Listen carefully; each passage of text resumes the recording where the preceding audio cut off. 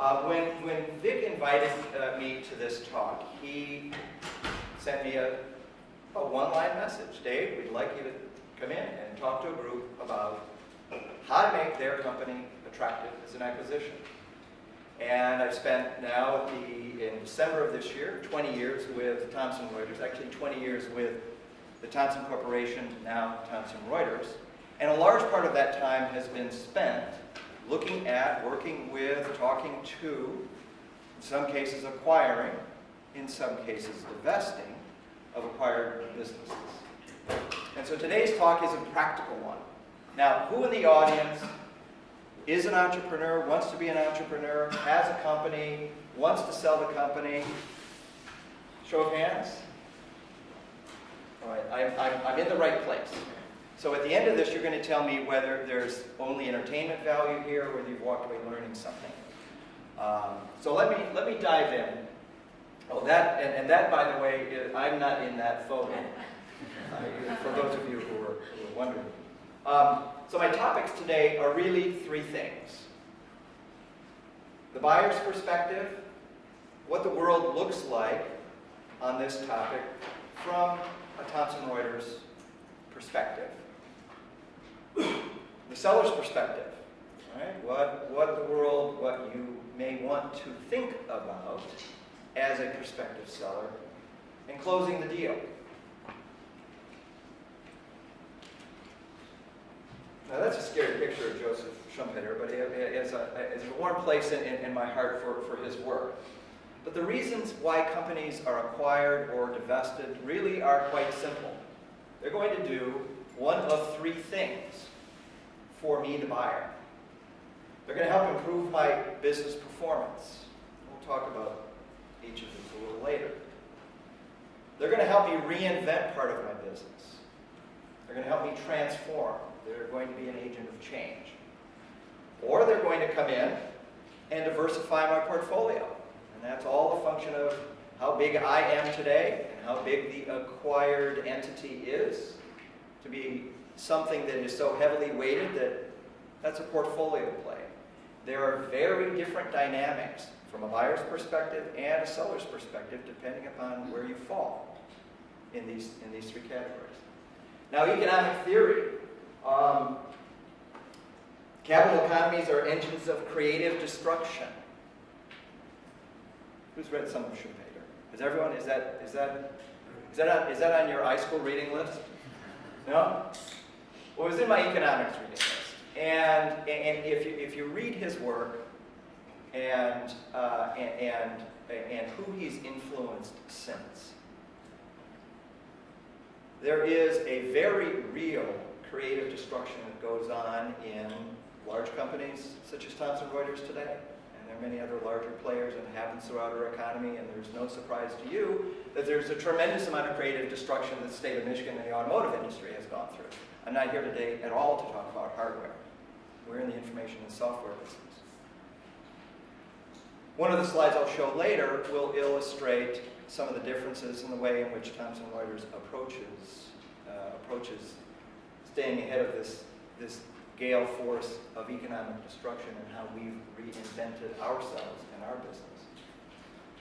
Then in the third category, there are practical reasons, extremely practical reasons, sometimes very personal reasons.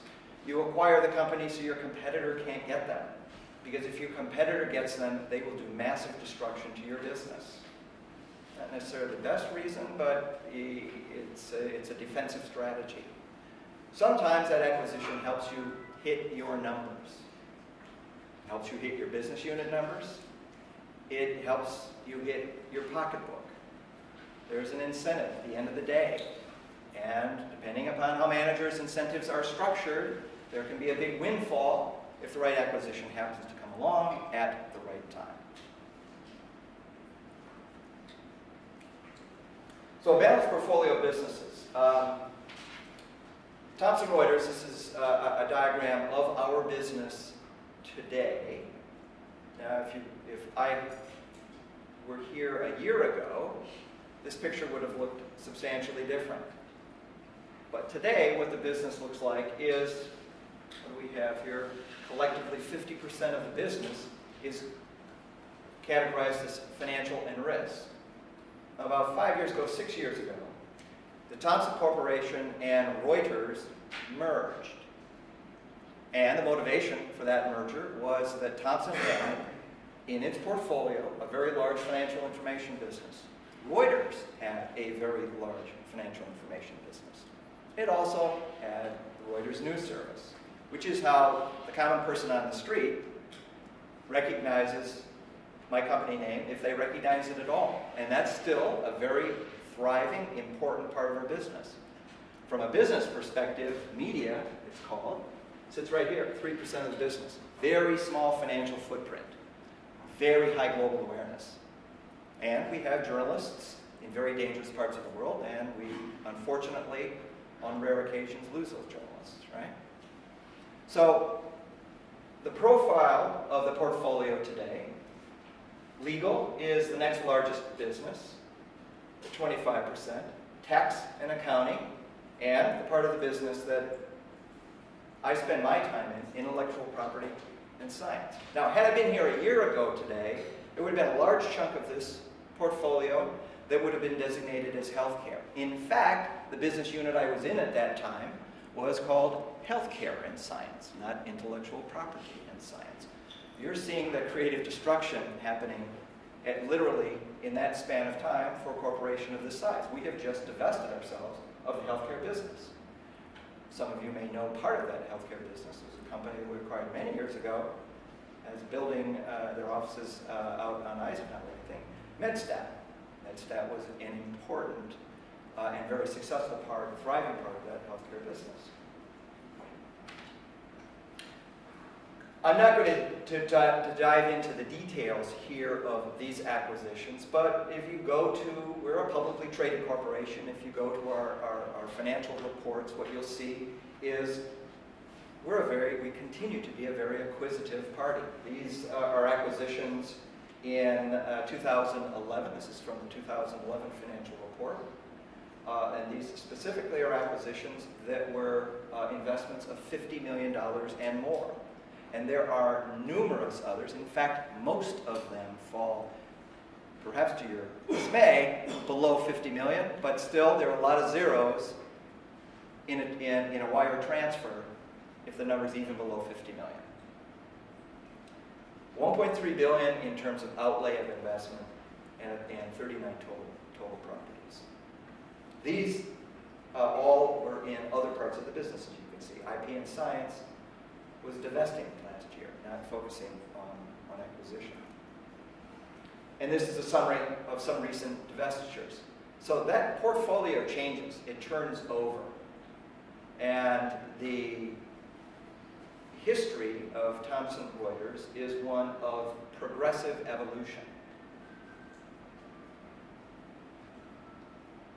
The Thomson family, who today continues to own a controlling interest of the public shares, was heavily invested in their business at the time. The Thomson Corporation was a few things, but primarily newspapers and travel service, Thomson Travel. Thomson Travel was never really an actively used, very popular travel service here in the States, but massively used in the UK and in Europe. Well, their portfolio has changed fourfold over the past 30 years. And Thomson had a large presence in newspapers. They had that presence in travel. The Thomson family was one of the first investors in the very first North Sea oil rig that hit very successfully. And they made a chunk of money. They were invited to participate in the second well. That one hit, and they made that much more money, and the Thomson family decided they had no expertise, no familiarity, didn't really particularly like the oil business. They completely cashed out and have really been in information ever since. And that's how this corporation has evolved. Now, my part of the business, intellectual property and science, was healthcare and science, now intellectual property and science. Focuses in three, what we describe as market areas: scientific and scholarly research, We have a very deep vertical in life science research and in IP solutions, intellectual property solutions.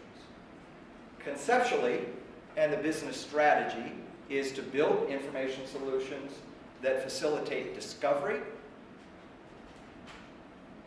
in a very basic research sense. A heck of a lot of that work is done here at the University of Michigan. In development, in applied research, and that's both in a university setting as well as, of course, in a corporate setting. There is a tremendous amount of applied research that's done in the corporate setting, right?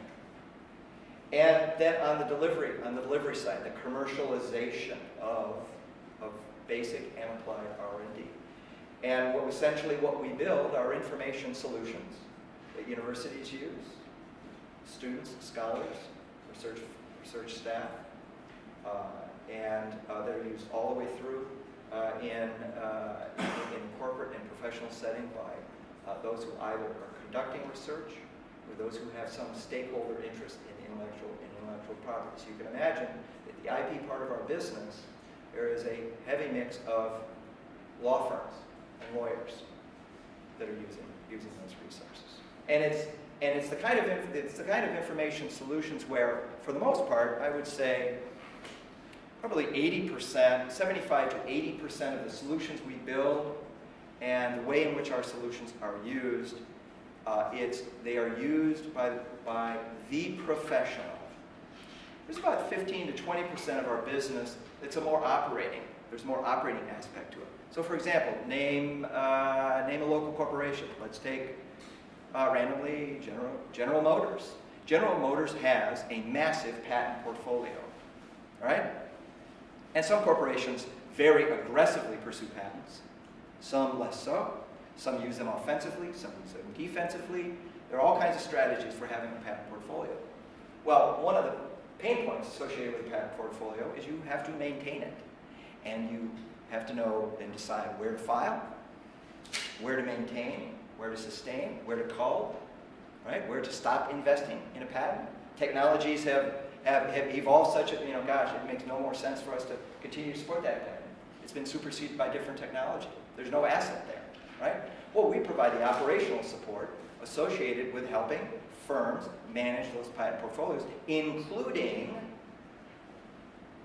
executing the movement of funds from an account to pay the patent authorities on behalf of those clients. So there's an operating aspect to some parts of our business, but for the most part, we're information. Now, this chart, not terribly easy to read, is a timeline on my part of the business, and it started with Gene Garfield. Anyone recognize the name Gene Garfield? Couple. Gene Garfield, his first product was a product called Current Contents. And it was literally every week, his staff, he subscribed to a whole bunch of journals. And I think there was one addition to this. It was a print publication, size to fit in the laboratory coat, right? Pockets that, a little larger than my lab coat. No cover flap. Fits in a lab coat. What was it? It was literally the photocopy reproduction of the table of contents from about 80 journals. And it was bound. It was what they call staple stitch when you have the staples. It's like the old TV guides. I don't even know if they're TV guides anymore. But TV guide, Current Contents, sold as a subscription. And Gene traveled around to scientific conferences all over the country, actually Europe, Asia. He would have boxes of these things shipped. He would leave them at tables. He would leave them in the men's room. He wouldn't leave them in the women's room, but he would send women in to leave them in the women's room. And he built a subscription following, right? Very low tech. His second product, if you will, again, was a print edition. Many volumes. So after years of this photocopy reproduction, what Gene realized was, the future in this business can't be in me just having a print archive of these of these current contents editions. I have to build a database. The database he built was taking those journals. He was receiving the subscriptions. In fact, the publishers sent him the subscriptions for free. He took those, he built a data capture activity, and he indexed that information. And he not only indexed the basic bibliographic record, it wasn't full text. It's not full text, folks. Right? He's never been a publisher of full text. We are not a publisher of full text. He indexed the bibliographic data, and he indexed virtually everything that was citable in those journals. And then he printed the Science Citation Index. Has anyone ever used a printed, I know Victor has, a print edition of the Science Citation Index? No. They don't even teach that in library school anymore, in information school. Who's used the Web of Knowledge, the Web of Science?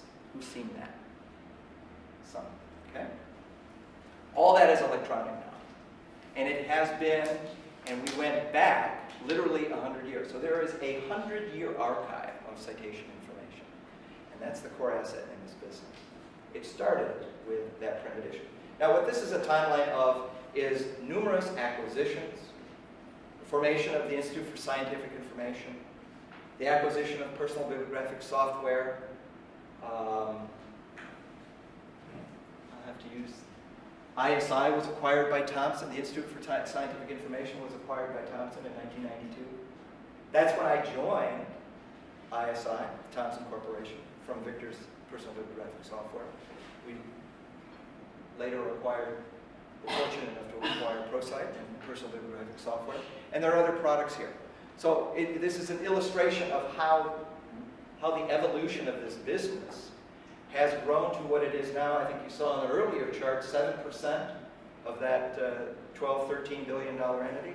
This is now an this is a $900 million business, close to $1 billion of revenues annually in scientific and intellectual property information.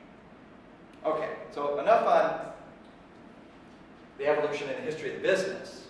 What are we interested in?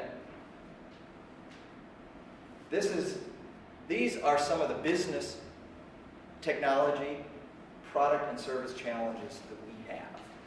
If you have knowledge, technology, products, services, and interest in these areas and some great ideas, let's talk after this talk. You have my email address. Let's get to know each other, right? So, some of the challenges that we face. And I don't think these are unique to our business, and I don't think they're unique, generally speaking, to any information business. Not even necessarily in a business that's focused on information. But name disambiguation and unification. What's the fundamental problem that we all have when it comes to scientific and scholarly literature? When we want to find someone, and we want to know everything that we would need to know about them. The most fundamental challenges is going out on the internet, whether it's Google, whether it's a subscription service, such as the Science Citation Database, the Web of Science. Give me everything about Dave Kochalko, right? Well, that information system is only as good as its information capture. And where does the information capture stem from? Well, in terms of published literature, it's the published record. Well, how many journals do you read? How many different journals do you read where you notice there are different publication styles? Some, many, and particularly so in some of the most citation-intensive areas and where some of the heaviest investments are made in the life sciences area. Publication standards are to use first initial, last name. Well, there may not be many D. Kochalkos around. There are a couple, right? But there are many, many J. Smiths. And every country has its own common name challenges. So you put various country practices, name conventions and whatnot together with no standardization in the published literature. What we need to rely on is much more than the published record in order to disambiguate individual names, in order to unify institutions. Right? We have a product that we showcased with a customer in Canada a few weeks ago. And they revealed to us a value that we hadn't even recognized, which was they have been chasing after and hounding their faculty member. When you publish, affiliate yourself with the University of blank. This university, you're on our payroll. Affiliate yourself with us because, for various reasons, the university wants to be able to claim credit and wants to showcase their works. Faculty, some do, some don't. Many are tenured, right? You're pushing out a wet noodle there sometimes to influence that. So, content ingest. How we index our data. Deeper indexing. Going deeper into, again, we're not a full text publisher, but what we want to index is as much intelligence as we can get out of that full text. And sometimes it's very technically specific. Pick your domain, pick your discipline. Life science, engineering, technology, social sciences, they all have different ontologies and languages. And we have ontologies up the wazoo. We have ontologies for every field of discipline. And we categorize this stuff. But deeper, more robust indexing. Research outputs. Big data. Data outputs particularly so. But more than just the published literature. Right? More than just the article that's published. The patent that is secured. We're interested, and you as students and faculty and researchers are interested in all the ephemera work product associated with a published article. The data set, the video, the audio, just everything and anything that has the most relevant information associated with that published work. Our business is to find that, index it, aggregate it, and make it available to you at a point of demand. On the product and service side, recommendation engines, collaboration and networking workflow tools, predictive indicators and metrics, predicting, right? Every paper that's published eventually develops its own citation pattern, its own citation profile. And we've been doing this for many years. Pick a discipline. I can show you a typical profile of the average published work in a discipline. Social sciences. Here's what it looks like. In other words, how long does it take for the average paper to peak at achieving citations? All right? References. Why do we track that? It's an indicator of influence and impact. The average number of citations in a math paper is about 2.4. The average number of citations in a biology paper is about 63. The average number of authors in a small particle physics paper is somewhere on the order of 450. Right? Massive differences between disciplines. And our business is to help you sort the wheat from the chaff. Socioeconomic impacts of research and development. In other words, basic research that's being conducted today, or basic research that was conducted 10 years ago. What kind of socioeconomic impact does it have? Can we measure it? Can we observe it? Can we see it? Who wants to know that? Well, the NIH wants to know it.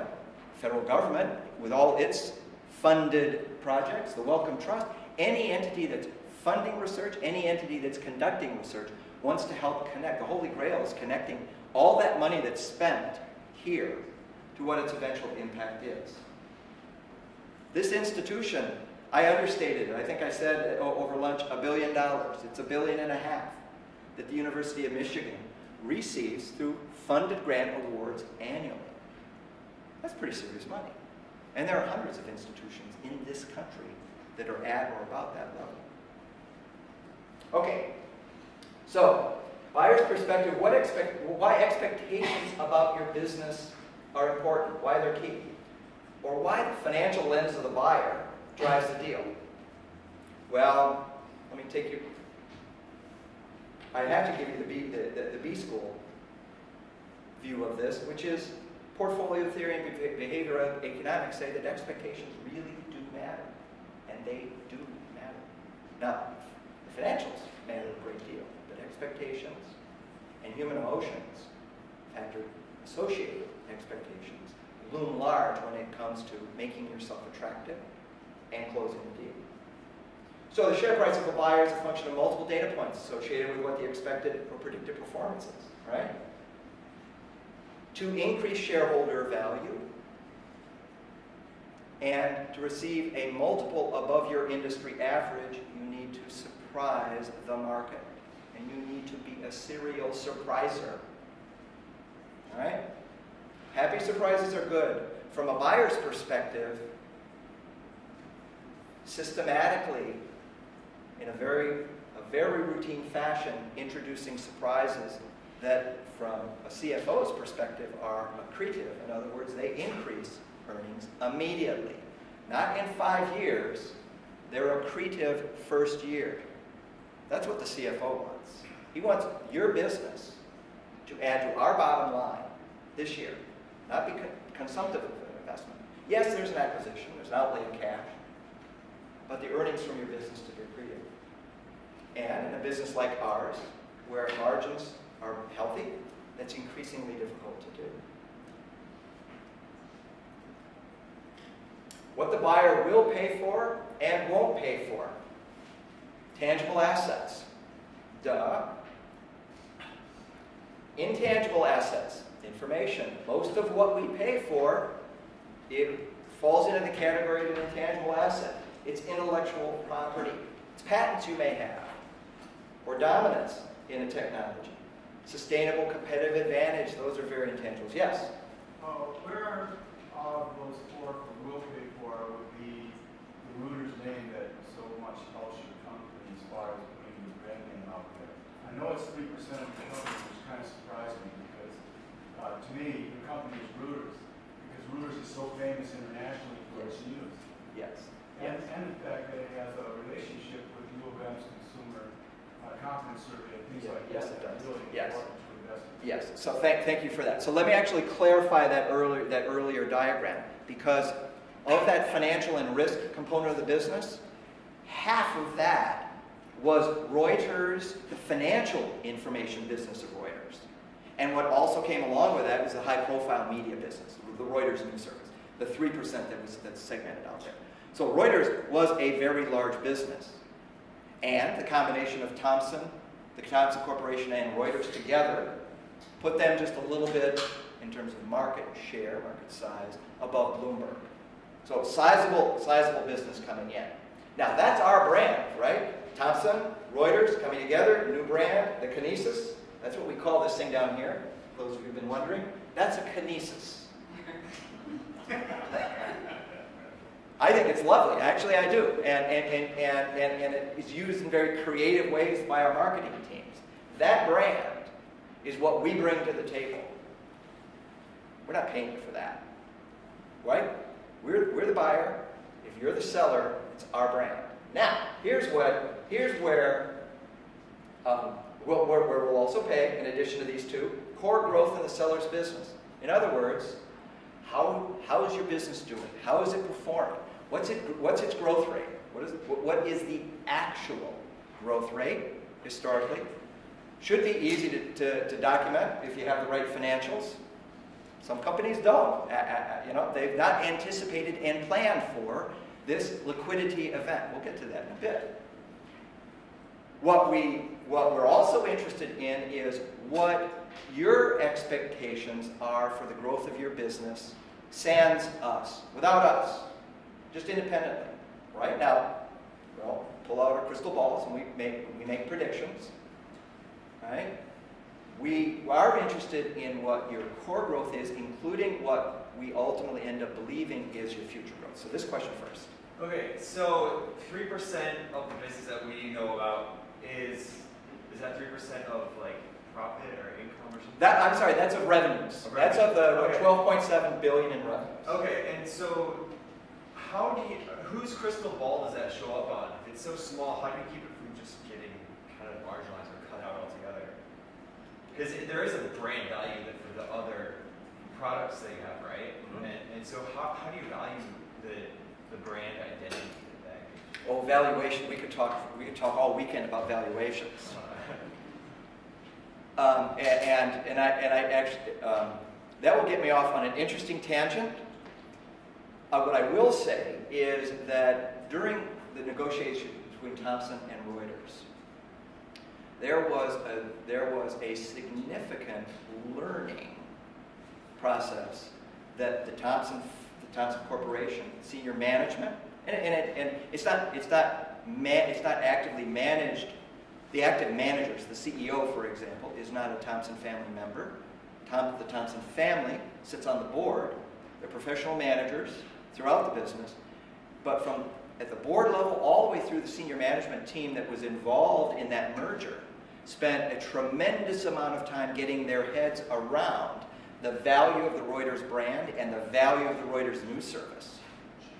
And I would say, fortunately, I mean, it could have gone a couple of ways, because what the corporation first went in thinking was, we want the financial stuff. We're not really sure about this news thing. Maybe not. How does it fit? Does it fit? Tremendous brand value around the world. And as I say, my family was traveling abroad over the last holidays, and where our company is known abroad is typically through the Reuters media. So how that's valued is a whole different discussion. Maybe we can talk a little bit after this, okay? Let me also just point out here, joint growth synergies. So I want to understand, and I want to know with as highest degree of certainty as I can, how fast and at what rate and over what time period your company is going to grow as a standalone. I also want to understand with a cash infusion. You can get cash from anywhere if you convince the parties to invest, but with a cash infusion, what can you do with that business? I bring a lot more than cash. And so what I'm also going to want to understand is what are our joint synergies. In other words, things that we can do together that I can't do without you, you can't do without me. Those are things that I'll factor into my valuation equation and the price. Right? Things that I won't. Growth that we get purely from leveraging my assets that don't fall into that joint synergies category. In other words, I have a unique resource, and it may or may not be my global sales force. It may be something else, but it's unique about me. I'm not going to pay you for that. And I'm definitely not going to pay you for financial and tax benefits associated with whatever kind of corporate structure you have, wherever that corporation is held. I'm not going to pay you for that stuff. And it can be material. But I'm sorry, there was another question. I'll come back to that. Here's where there's some negotiating room. Because while I won't pay you for those things, all right? And I'll be very clear about that. If there's enough value there, it can create some room, some margin for me to pay you for other assets that you believe, particularly here in this joint synergies area, that I hadn't really appreciated before.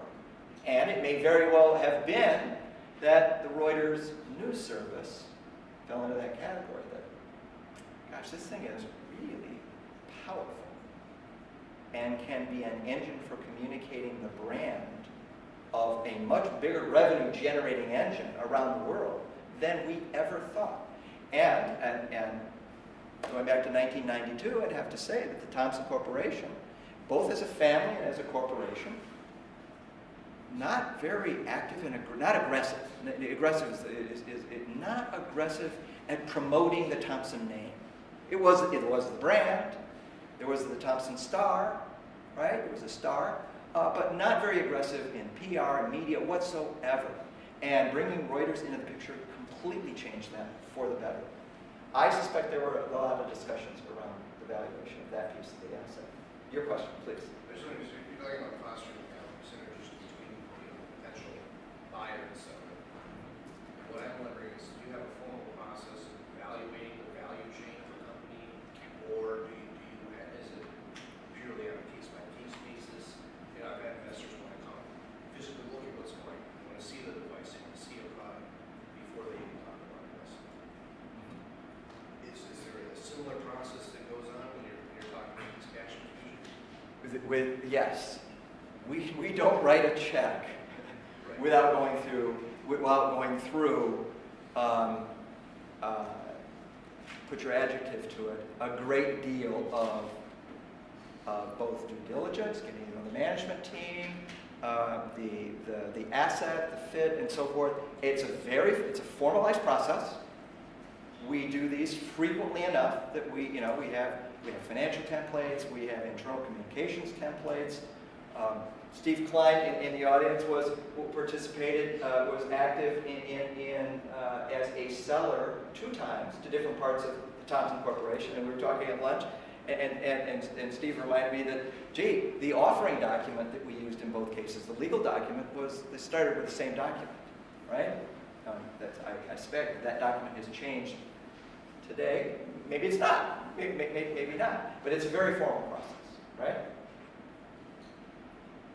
Okay, so enough from the buyer's perspective. Let's talk a little bit about the seller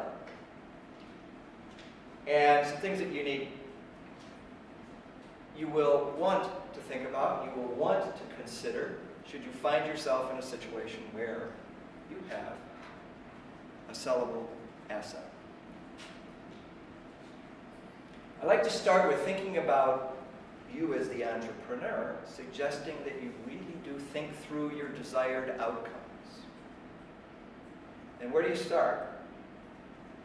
Well, if you're the only investor, you can simultaneously think about you, the shareholder, and you yourself. The moment you have multiple investors, you need to first think about them. That's where you start. And you need to have these discussions. Your business, what would you like the outcome for your business to be? If you could control it. The moment you sell your company, you don't control it, but you certainly have influence. So what do you want those outcomes to be? How about your employees? The John Smith, who has built this technology for me, and I've lived off of his expertise to build this wonderful asset. What do I want the outcome for John to be? It's very personal. Yourself, think through what you're willing to trade off and try to get as much clarity on these as you can to improve the outcomes. Inevitably, there will be trade-offs. You won't control everything. Your buyer may not want John Smith. They may be foolish in that judgment. They may not want John. And you may have no control over that. After this slide, we'll get into a series of strategies and such. But I did want to touch on this very basic. The higher you go in a corporation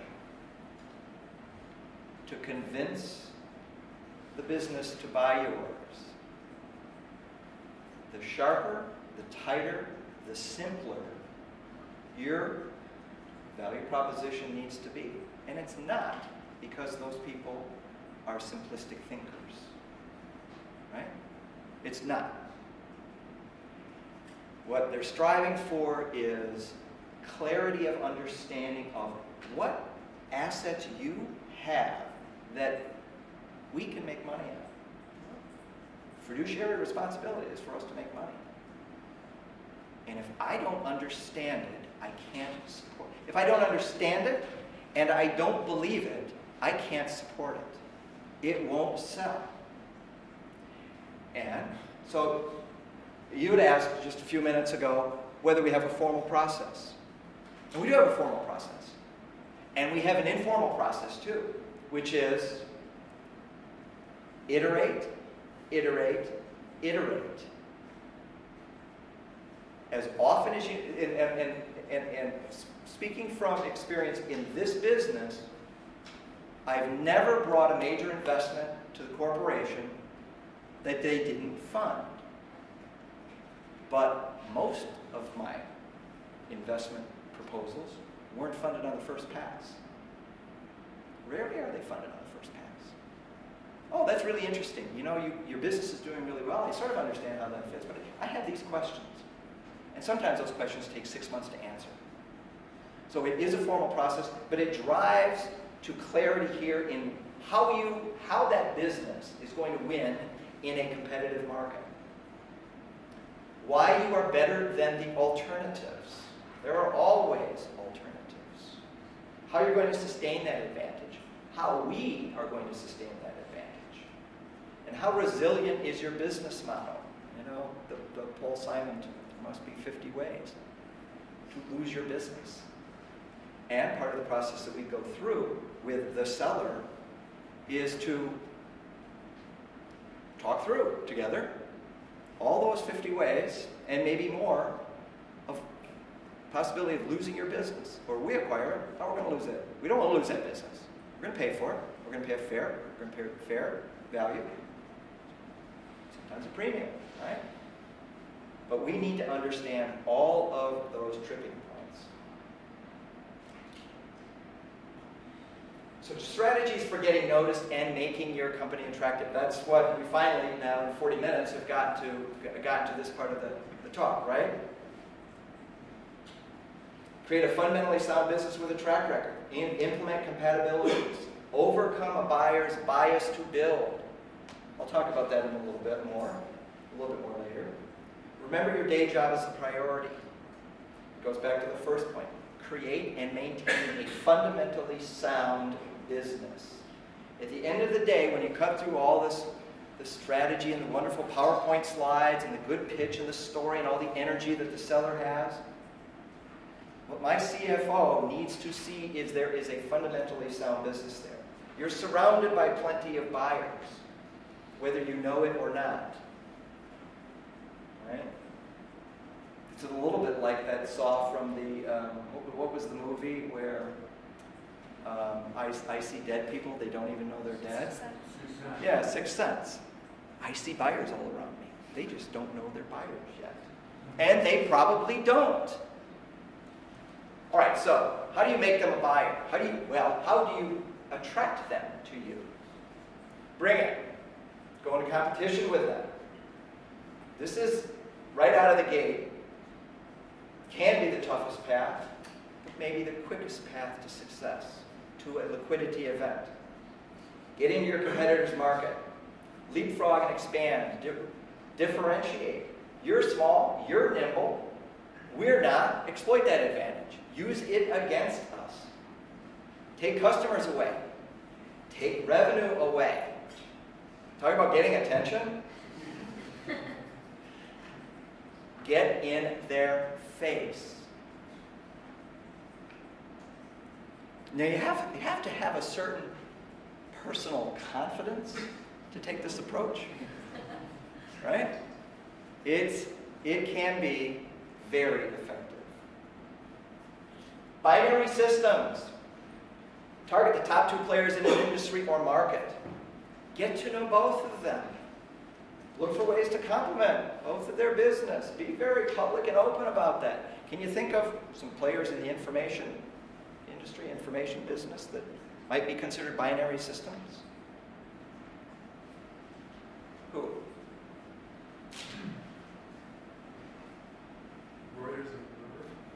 Reuters and Bloomberg. Absolutely. They're played off against each other every day. Every day. Right? My part of the business, this part of Thomson Reuters, the IP and science business. Actually, it's not just my part of the business. Thomson Reuters and Elsevier. Now, Elsevier is primarily, in terms of revenue, primarily a primary publisher. You know, they publish journals, books, and so forth. There's a whole other part of their business, right? We compete in. Our friend John Black here from Google, and there's some other company on the West Coast, isn't there, that you see some competition with? Binary systems. Maybe not a pure binary system, but you get the point. Question? Back to your side. Is it important to make sure that you don't go head-to-head with someone too early? Before it's, I guess if you're too small, is it too easy for someone just to rebuild Well, most, or to, you know, even if they can't perfectly catch up with you, to catch up most? absolutely. There are risks with that. To go head-to-head, you really do need to make sure that you own the asset, you own the intellectual property, whatever it happens to be. And we're talking about intangibles here and information, right? Whether it's code or process. You can go out too soon. So you have to have enough, you have to be advanced enough to be able to win customers and market share, to take customers. But once you're in a position where you do have the stronger product, the stronger asset, you can absolutely do that. There is a question of the timing. No, you're absolutely right. That's a great question. Third strategy, copycat. Mirror the company acquired by your buyer's primary competitor. It's not a word problem. It's not meant to be a word problem. We see this in the financial, the financial side of our business. We see this very frequently abroad, where our tax and accounting business, the tax and accounting business in that portfolio has perhaps the highest, it does have the highest business unit growth rate and some of the highest margins. It's aggressively moving international. It's targeting all of Latin America, all of South America. Well, we see copycat. We see businesses who have seen their local competitor acquired by a Bloomberg or another competitor of ours morph themselves or attempt to morph themselves into looking like that acquired entity and pitching themselves to us. And sometimes it's a good acquisition. Sometimes it's all cosmetic, right? That's what the due diligence part of that process is designed to solve. But this can work. It's tricky. You can't be something you're not.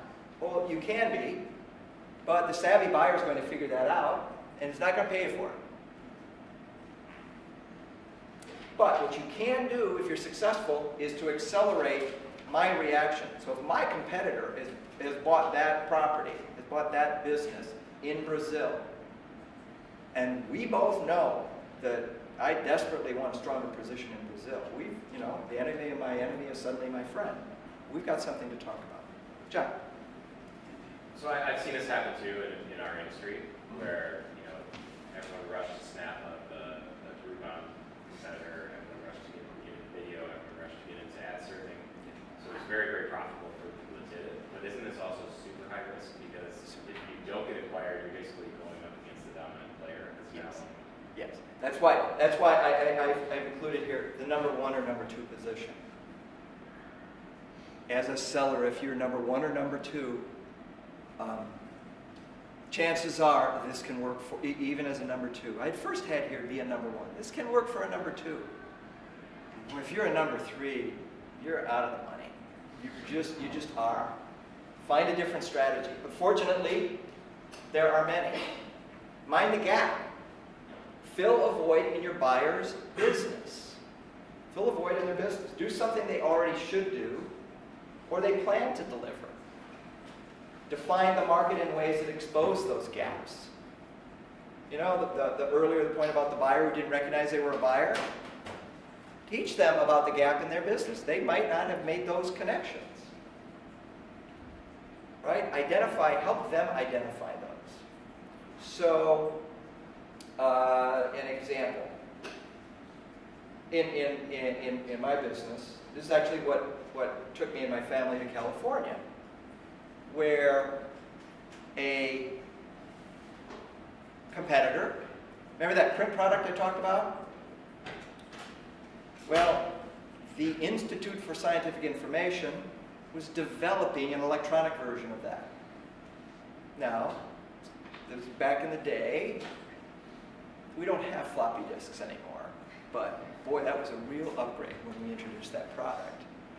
Instead of mailing a booklet, we mailed a diskette, floppy diskette, right, to you. You plug it in and you get all the information. Well, this company out in California got wind that this development was underway, and only 6 months before the company in Philadelphia went to market with their electronic version, they hit the market.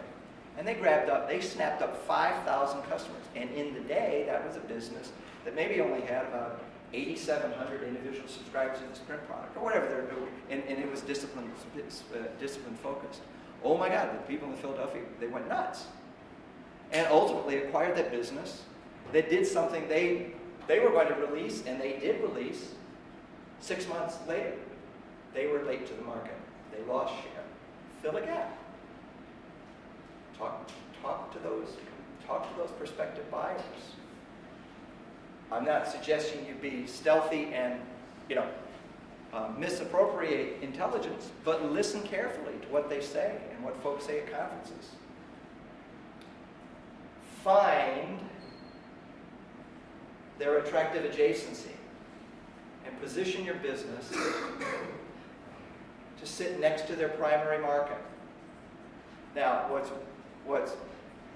really nice about this strategy is that it's the opposite end of going into competition with your buyer up front. That's coming out with all guns blazing. This approach is you're not a competitor. You're never going to be a competitor. You're not filling a gap.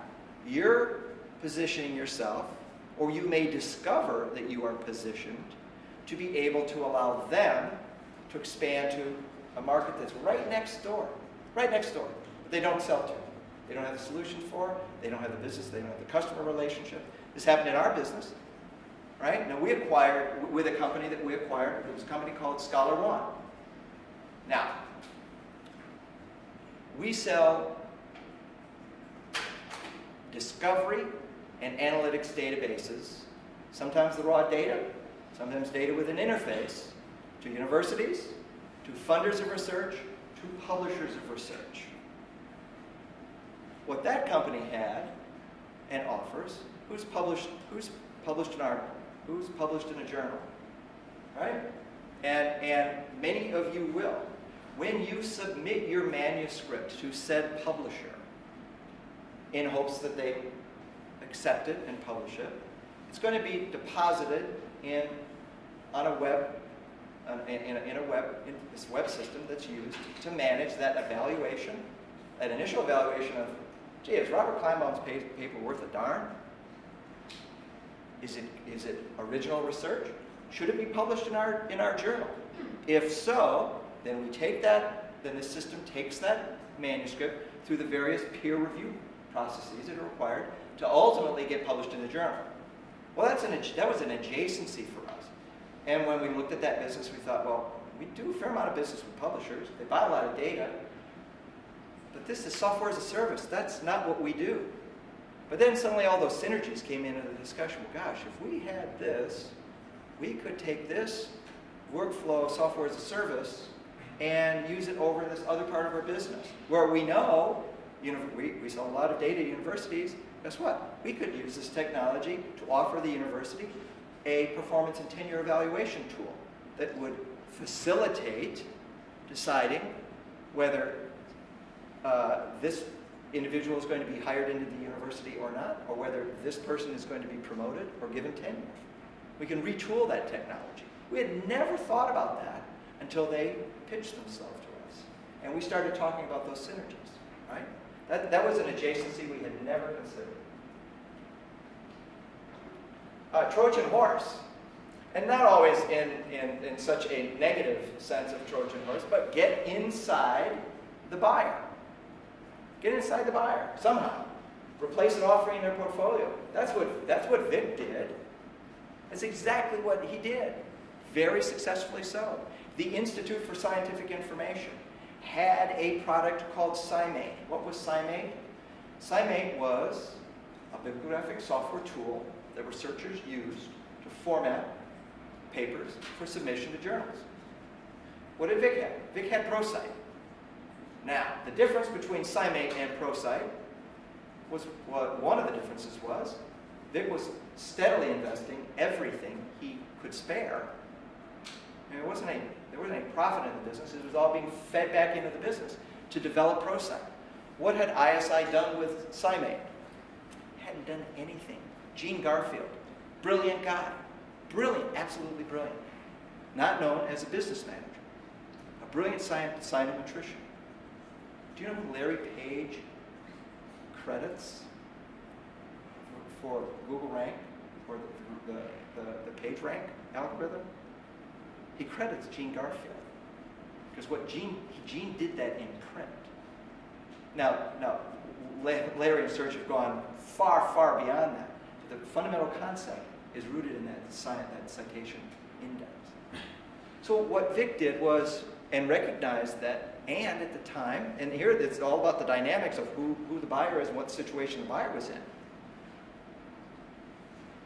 Outside investors took a controlling interest at that time in the Institute for Scientific Information.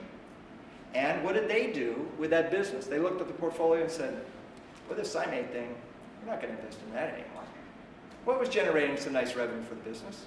What did the resident business management want? Well, the resident business management didn't want to see X amount of dollars of revenue evaporate.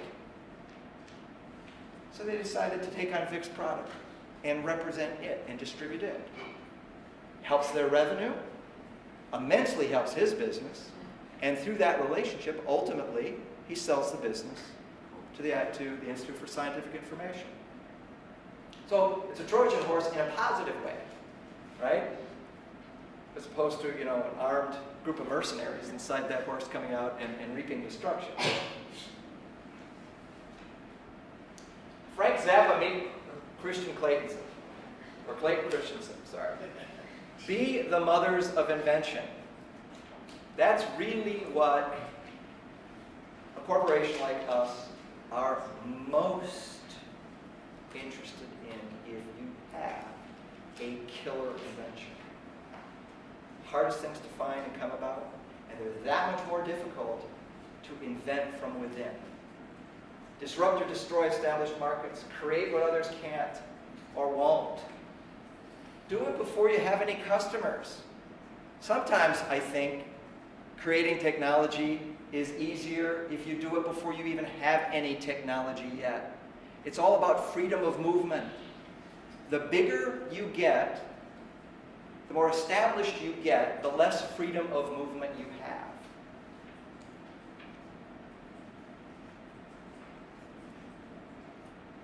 It's a political season, so if you ever want to go out and read some funny quotes, go out and read some of Zappa's quotes. I'll just leave it at that. Clayton Christensen, absolutely right about this. Go to where your non-customers are to find out where your opportunities are. So examples of disruptive strategies in our market, in my market. PLOS. Who knows PLOS? Public Library of Science. What do they do? What have they done in primary publishing? They've turned the business model on its head. Primary publishing. Pick a primary publisher of choice, whether it's Wiley, Springer, Elsevier, Taylor and Francis, the most esteemed, significant, impactful scientific and scholarly publications you will find across all the disciplines that are represented in this university. What has PLOS done? PLOS has come in and said, you know what? We are going to do this differently. We're going to accept articles that are good science, not take them through the rigor of validating that it's absolutely new science. It's good enough. We're going to change the payment model, where you, the author, are going to pay PLOS to publish your work. Now, it still has to be accepted. It has to be accepted as good science.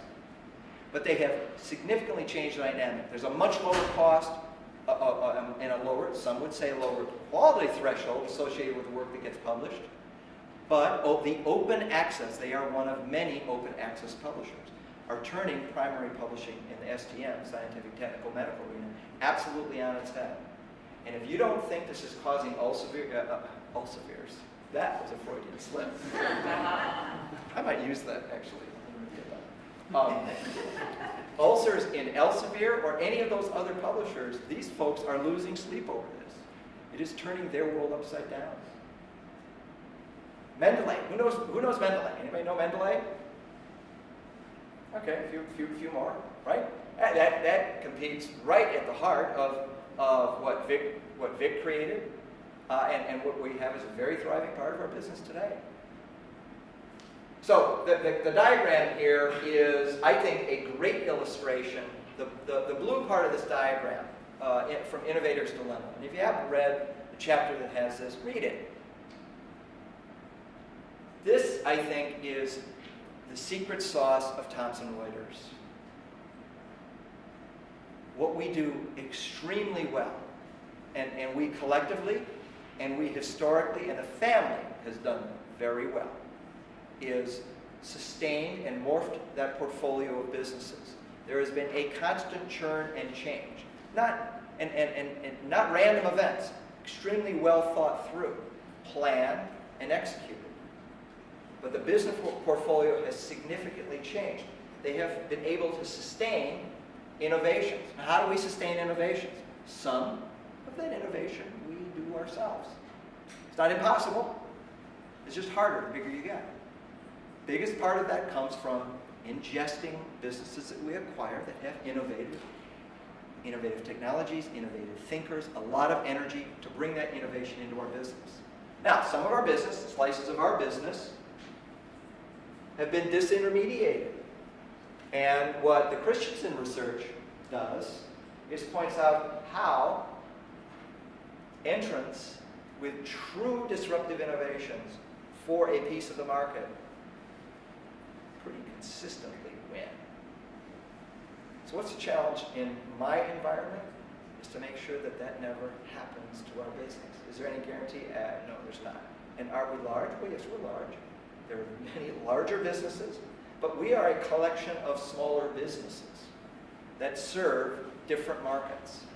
Any one of our businesses is subject to being disintermediated. Banker's rule. Find a talented investment banker who will drive a bidding frenzy. Love a cigar. Is that a cigar? Yeah. All right. Did you know this slide was in here? I think he's holding a cigar. He's holding a cigar. Whatever you think or have read, or your perspective on investment bankers, they get a lot of bad press and whatnot. They fundamentally, though, and this is true for any of us that we work with in the business environment, those who are honest, those who have integrity, and there are investment bankers of that sort, do wonderful magic. They do drive a bidding frenzy. Right? And it's a little bit like at the other end of the spectrum of the bring it strategy, where you better be darn sure you're going to be successful and beat that competitor into a buyer, or you might lose your shirt. With an investment banker play, what you're betting is that banker can deliver. And if they fail, now they may fail because you've chosen a bad one, but more often than not, if they fail, it's because you really don't have anything worth buying. And they will figure it out quickly. The market will figure it out quickly. It won't be a secret. Because the moment a banker gets a hold of it, what does the banker do? He or she shops it. Now they may shop it with phone calls. Might not be put out in a press release, but word gets out. Tight community. In any industry, maybe there's a binary system. Maybe there are 6. Maybe there are 60 potential buyers. But word gets around that community pretty quickly. You lose control. They will drive the deal. And because you have signed a contract with that investment banker, there are incentives for them to close the deal. Now you ultimately have the wherewithal to not do a deal. But if nothing else, they are masterful salespersons, salesmen, saleswomen of businesses. Can work extremely well. And they can, whether it's a binary system or anytime there's more than one potential buyer, and you're going to want more than one potential buyer, otherwise you lose tremendous negotiating power. That can work. Okay, so I'm on the wrap up here. I'll finish in 5 minutes, and hopefully you still have energy for questions that you haven't already asked. Know how your company fits. We talked about the 3 reasons why companies buy. Well, why do you care why I want to buy? Other than a valuation we come to, how that's going to pay off your investors. It has tremendous implications for what happens to your business. If you improve my current business performance, you fall into a category that we refer to internally as a fold-in. Now, what can a fold-in mean? A fold-in can be like a neutron bomb, except in the reverse. All the people are gone. The only thing that's left is the technology. That's all I want. I don't want you. I don't want your staff. I just want your technology. Now that's extreme, but that can be a perspective that the buyer has. So you're going to want to know what that buyer wants to do with your business. And that may be okay with you. It may be okay with your investors, it may be okay with all your employees because it's a liquidity event. It's great. You walk away with cash, just what you wanted. You don't want to work for those guys anyway. So it can be mutually acceptable. Reinvent or transform the current business model. You are being asked to be the agent of change, the tip of the spear. It's probably what you have been. It may be what you're most comfortable doing, or it may not. Maybe you lucked into it. There's a lot of luck. There can be a lot of luck involved. Do you want to work in this role in a different company where you're the front person? Or diversify the portfolio of businesses. And maybe that's from an entity perspective, bless you, the happiest landing place. Because if you are large enough large enough relative to the rest of the buyer's business to balance their portfolio, what they're inclined to do is, you've got a great business, you fit here very well, there's some synergies, please continue to run that the way you have and be successful. And we'll work on some of these synergies and touch points. But continue to do what you've been doing. That can be the most comfortable scenario. It's perhaps the least common. Prepare to sell the day you create your company. Your strategy can change, your priorities, your challenges will evolve, but eventually you're going to want an exit. Structure it to avoid a fire exit. Find trustworthy counsel, lawyer, accountant, advisor, muse, spouse. Establish clear and unequivocal ownership over the assets.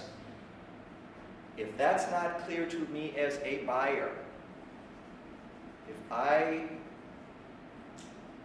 confirm or smell that you really don't own those assets, I can't execute the purchase agreement. Set up your accounting and reporting systems and reporting discipline day one. Even if you're 10 years downstream, if I as a buyer can see 10 years deep into your business, and they don't have to be audited financials. They don't. It's a plus. It can be a plus. They don't have to be audited. I have plenty of CFO, accountants, auditors. They can put together this work as long as you have the records. They can put together the analysis as long as you have the data. Know what your buyer looks like. And attract and incentivize key employees, particularly if you believe the attraction to your business is that you have some employees that are of value to the buyer. You may not want to work for that buyer more than a couple of years, but maybe the others do, and maybe the buyer wants them. Preparing for due diligence. Due diligence is like a visit to a medical specialist of your choice, but without the sedative. I was more graphic in the way I first wrote this. And Mary didn't talk me out of it, but said, no, that's probably not good.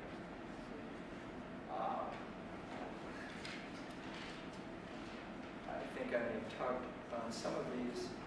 This is, today with technology, we in this kind of a process, due diligence is one where it's just like with a purchase agreement. You know, we will do acquisitions multiple times. We do due diligence multiple times. I've never seen a due diligence that started and finished with the same master list of questions. Right? It evolves, and then suddenly a broader part of the buyer's organization gets involved in due diligence. And some of the same questions get asked by someone else. They didn't know that those questions were already asked. So this thing blows up exponentially. What's faster than exponential? I don't know what's faster than exponential, but the information demand is insatiable, and it doesn't stop. Right? You're going to want to be prepared for that, and you're going to want to manage your diligence responses and the requests for information. Just so that, if you've answered the question once, you can point others to it's answered here. That question is answered here. Let's not answer it again. Let's not send them that same data. Let's point them to where that data is. Know your buyers.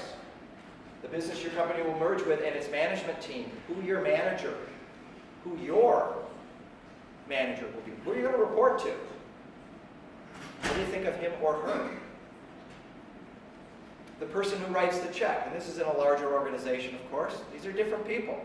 The person you're going to report to is not the person who writes the check. Not necessarily the CEO. If they're different, try to get to know all these folks. Try to get to know a board member. Try and find a former seller to this part of the business to find out what kind of animals they are. What do they like? How did it work for you?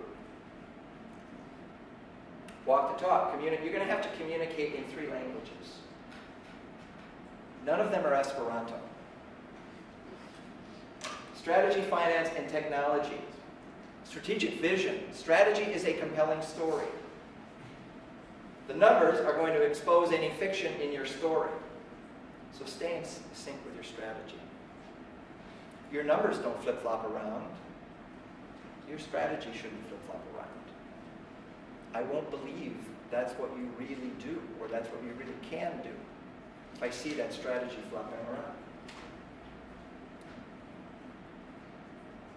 Don't bring me a hockey stick. Those are for Yoast Fieldhouse. Okay?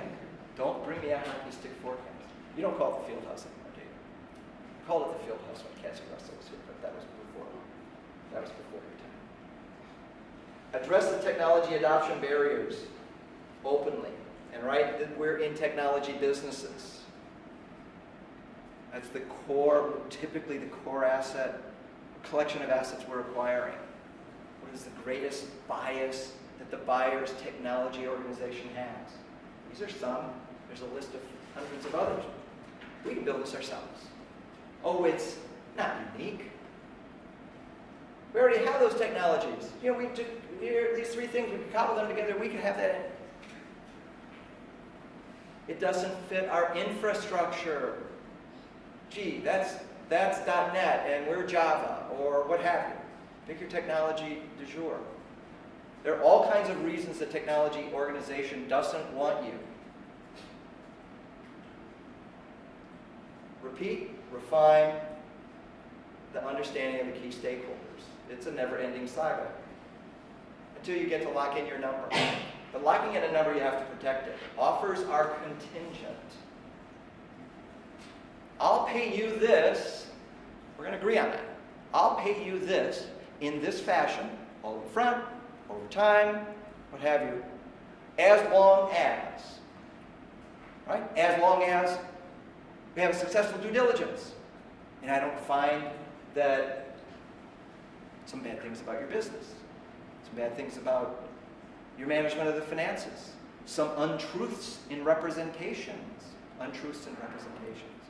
Some might use the 4-letter word lies, right? Now that's where that data room and that due diligence process come into play. Because how do you protect yourself downstream from a buyer saying, oh, we're walking away from this. We can't do this because here's what we discovered. If you can go back to the due diligence process and show them, oh, no. You had that information. In fact, we discussed that information. And it's on record here. This is not a discovery you made post-commitment. Right? It's not a discovery you made post-commitment. Expect to accept clawbacks, performance incentives, or progress payments. Maybe you take a haircut. maybe the buyer cuts down the price, the ultimate amount that's wired into your account, because they did discover some things that even you really you weren't aware of, didn't disclose. Not that you were unethical, not that you did anything, but no, it's not quite exactly what we all understood this to be. We're going to take that number down a bit.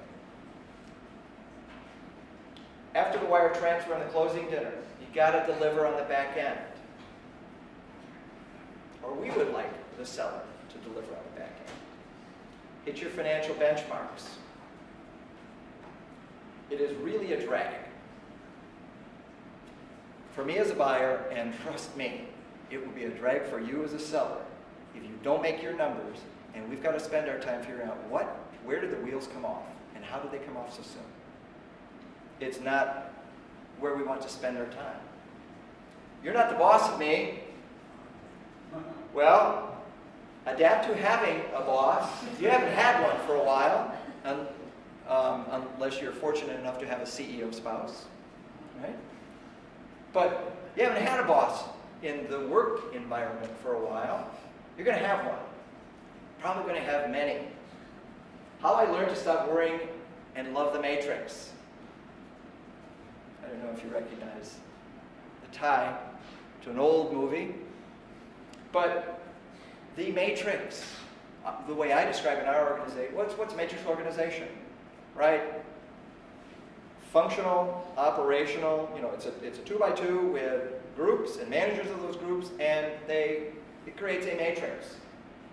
I have a lot of bosses. I have bosses, I have other bosses I'll find out about on Monday. Depends upon the ebb and flow of the business. And it is a good thing. I love the matrix. That's actually what makes a business like ours, I think, we're more effective with that kind of structure. But what it creates is an environment where you have multiple bosses. Sometimes you don't even know who your real boss is. Sometimes that real boss is not the person you report to. He or she may be calling the shots really on something that's important. Learn all you can about the business plan and anticipated synergies, right?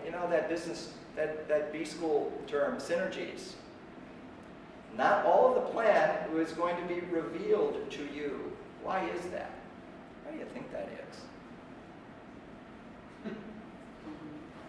Because then you could, before the deal's closed, try to maybe gain some competition,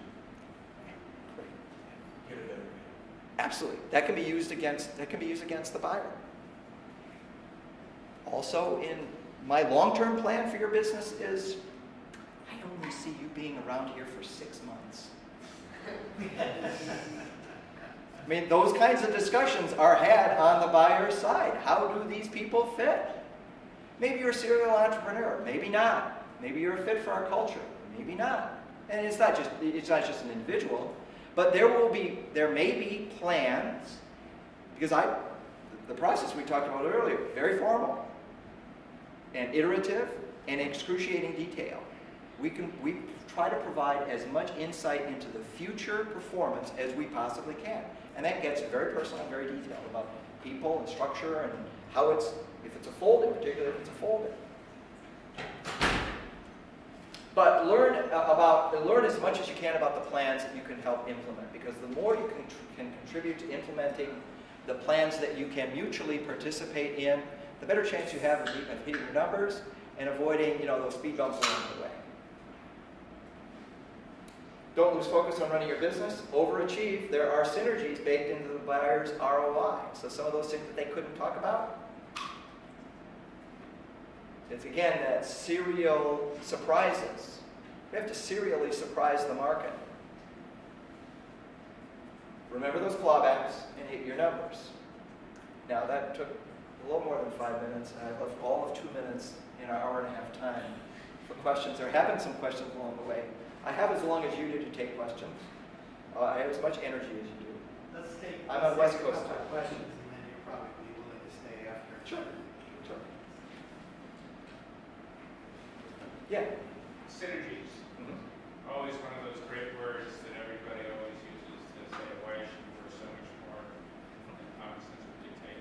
You feel you're sort of comfortable now being able to measure what you really will get in terms of synergy with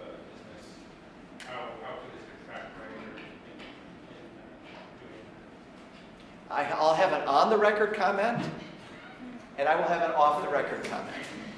Fair enough?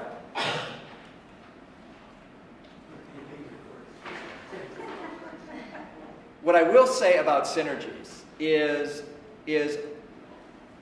and I don't speak for my organization, I think we are tremendously creative. You know, when we get into the, it's a dance. It's not a wrestling match. It's the dance with the seller that we do with their business.